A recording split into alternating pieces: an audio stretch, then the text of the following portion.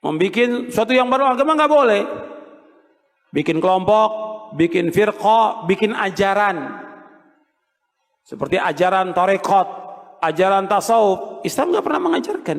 Nabi nggak pernah mengajarkan. Kemudian dibagi lagi.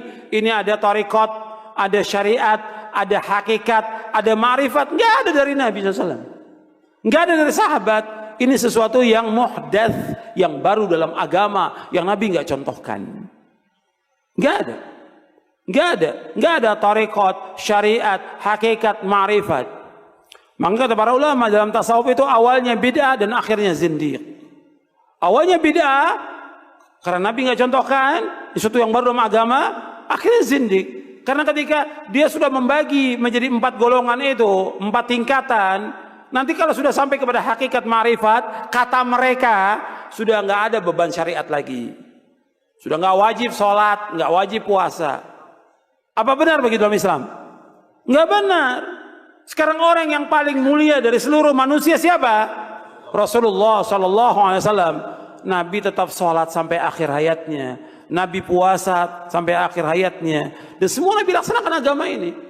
Sebagaimana Allah berfirman di akhir surah Al-Hijr, wa'bud rabbaka hatta ya'tiyakal yaqin. Beribadah kamu kepada Allah sampai datangnya al-yaqin. Maksudnya al-yaqin al-maut, kematian.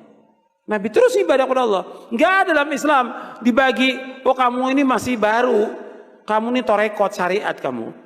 Kalau saya sudah wali, nggak perlu lagi sholat, nggak perlu puasa. Betul, wali syaitan. Yang seperti itu, wali syaitan. Gimana dia menggugurkan kewajiban sholat? Kalau orang mengatakan bagi saya sholat tidak wajib dan sudah sampai hujah pada dia, kafir, keluar dari Islam. Orang itu keluar dari agama Islam. Kalau dia mengatakan bahwa puasa Ramadan nggak wajib bagi saya karena saya sudah mencapai derajat wali, kafir, keluar dari Islam. Kalau sudah sampai hujah pada dia. Ini sepakat para ulama tentang masalah ini. Dan mereka lagi bagi nanti tentang hakikat dan syariat. Dan yang lainnya mereka bagi. Dan juga saya bahas di buku ini. Nggak ada. Makanya Al-Hafidz Ibnu Katsir ketika menjelaskan ayat ini, al-yawma akmaltu lakum dinakum wa atmamtu alaikum ni'mati wa raditu lakum al-islam madina. Kata Al-Hafidz Ibnu Katsir yang ringkasnya, tidak ada agama kecuali agama yang dibawa oleh Nabi Muhammad SAW. Tidak ada tarekat kecuali tarekat yang dibawa oleh Nabi Muhammad SAW. Tidak ada syariat kecuali syariat yang dibawa oleh Nabi Muhammad SAW. Anda bisa lihat dalam tafsir Ibnu Katsir tentang ayat ini. Al-yawma akmaltu lakum dinakum wa atmamtu alaikum ni'mati wa raditu lakum al-islam madina. Enggak boleh orang bikin sesuatu yang baru dalam agama ini. Yang tujuan mereka untuk mencapai kepada Allah tidak bisa sampai kepada Allah.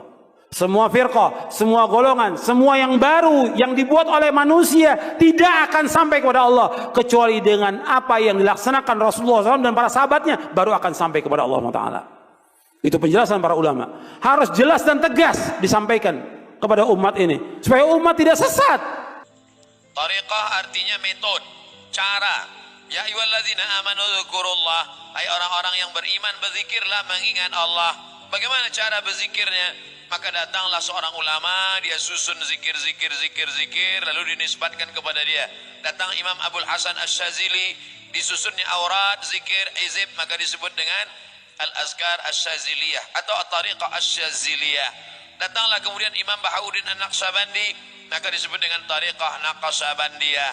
Datanglah kemudian Imam Ibrahim Ad-Dasuqi, maka disebut dengan Tariqah Dasuqiyah atau Tariqah Burhamiyah. Datanglah kemudian Imam Sidi Ahmadil Badawi, maka disebut dengan Tariqah Ahmadiyah. Datang pula namanya Syekh Ahmad Ar-Rifai, maka disebut dengan Tariqah Ar-Rifaiyah. Di Mesir ada namanya Al-Majlisul A'la Lit-Turuq As-Sufiyah, majelis tinggi tarekat Sufiyah. Dan di Malaysia juga ada satu majelis khas untuk di Negeri Sembilan, itu saya tengok bahwa ada satu untuk mengawal tarekat yang mu'tabarah.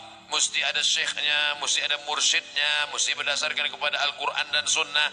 Sebenarnya ini adalah metode cara berzikir, maka mestilah dilihat. Saya tanya kepada Syekh Muwaffaq. Syekh Muwaffaq dia seorang ahli hadis, tapi dia juga seorang mursyid As-Syadziliyah. Lalu saya tanya, bagaimana sebenarnya tarikat ini Syekh Muwaffaq? Kata Syekh Muwaffaq seorang ulama, dia susun zikir, lalu kemudian dikatakan ini adalah Andai Abdul Somad menyusun zikir, saya susun zikir, saya susun berdasarkan hadis ini, zikir ini, zikir ini, zikir ini, maka orang mengatakan zikir apa itu? Tariqat Somadiyah. Dinisbatkan kepada dia. Tariqat Naqsabandiyah, Tariqat Sattariyah Ahmad Sattari, Tariqat Naqsabandiyah Bahauddin Naqsabandi, Tariqat Saziliyah Abdul Hasan As-Sazili. Yang semuanya itu adalah masih dia ambil dari hadis. Hanya saja ada beberapa zikir yang dia buat sendiri. Nah, apa hukum kalau zikir diambil dari hadis? Afdhalul zikri la ilaha illallah, dari hadis. Membacakan subhanallah wa bihamdihi subhanallahil azim, bagi hadis. Berzikir mengucapkan Allah Allah, kalau ada orang berzikir mufrad Allah Allah Allah Allah, ada dari hadis. Mana zikir Allah Allah? La taqumus saah, tidak akan terjadi hari kiamat selama orang masih ada berjalan di atas muka bumi berkata Allah Allah. Tengok pula dalam Quran, inna fi khalqis samawati wal ard, dalam penciptaan langit dan bumi, waqtilafil laili wan nahar, perputaran siang dan malam, la ayatil liulil albab, dia menjadi ayat-ayat bagi orang yang berfikir. Siapa itu? Alladzina yadhkuruna Allah, orang yang menyebut Allah. Di situ disebut mufrad tunggal, alladzina yadhkuruna Allah, orang yang menyebut Allah qiyaman, waktu tegak, wa qu'udan, waktu duduk, wa ala junubihim, ketika berbaring. Tapi tetaplah mursyid-mursyid ini dilihat apakah dia berpegang kepada sunnah atau tidak. Makanya kita dalam masalah akidah Asy'ari, dalam masalah fiqh Syafi'i, dalam masalah tasawuf bukan tasawuf falsafi, tapi tasawuf sunni, Abu Hamid Al-Ghazali dan Abul Hasan As-Sazili dan Junaid Al-Baghdadi. Maka lihatlah kitab Ihya Ulumuddin, dia pakai ayat Quran, dia pakai hadis Nabi. Apa kata Imam Saraj At-Tusi dalam kitab Al-Lumah? Idza ra'aitar rajul, kalau kau lihat ada orang yatiru fil hawa, terbang di atas awan, yamshi 'alal ma', berjalan di atas air, la taghtar, jangan tertipu. Kalau nampak engkau ada orang terbang di atas awan, berjalan di atas air, jangan tertipu, jangan terpukau, tapi pandanglah dia bagaimana berpegang kepada Al-Quran dan sunnah Rasulullah SAW. Maka dalam bidang tasawuf ini, lihatlah mursyid yang alim, yang berpegang kepada Quran dan sunnah. Kitab-kitab yang dia baca, Ar-Risalah Al-Qushairiyah, Qut Al-Qulub Abu Talib Al-Makki, Ihya Ulumuddin Abu Hamid Al-Ghazali. Dia baca pula kitab-kitab yang ditulis para ulama-ulama yang berdasarkan kepada Al-Quran dan sunnah Rasulullah SAW. Kalau mursyidnya alim, ikuti. Tapi kalau mursyidnya jahil, tidak belajar ilmu, maka jangan ikuti. Syekh Abdullah Faiz Dagestani, seorang mursyid Naqsyabandiyah, gurunya Syekh Haqqani. Kan terkenal ya, Syekh Nazim Haqqani. Itu beliau kalau lagi suluk, Pak, antum nggak sanggup, Anda nggak sanggup, mikirin dunia wudu. Mikirin dunia wudu. Lupa kepada Allah wudu. Teringat dunia mandi tobat. Ya, itu thariqah beliau tuh. Jadi Naqsyabandiyah beliau sudah beda dengan Naqsyabandiyah sebelumnya.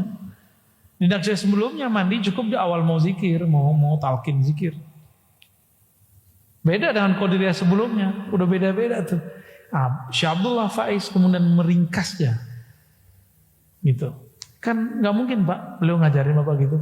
Ada yang mau belajar thariqah sama saya, ntar saya gituin gimana? Kamu lupa kepada Allah, wudu. Ingat dunia, mandi, ya bisa mandi 50 kali sehari. Kita ini hidup di akhir zaman, insya Allah banyak rukhsah. Insya Allah banyak rukhsah. Yang penting tasdik saja kepada wali-wali Allah. Ya. Nah, kitab ini kan yang nulis wali Allah. Maka kita tasdik kepada isinya. Tasdik itu membenarkannya. Ya. Jadi tidak ada lagi pertanyaan tasawuf ada kan di masa Rasul? Ya salah. Ya. Malam tadi saya mengkaji dari Alif Lam Mim sampai berapa ayat? 3 ayat ya. Sisi tasawuf dalam surah Al-Baqarah. Setiap ayatnya ada. Tasawuf itu membahas mulai dari bab niat, tobat, sampai kemudian mahabbah, ridho. Jadi kalau orang nanya, khusyuk masuk di tengah-tengahnya. Adakah tasawuf di Quran? Banyak. Setiap ayat sabar itu tasawuf.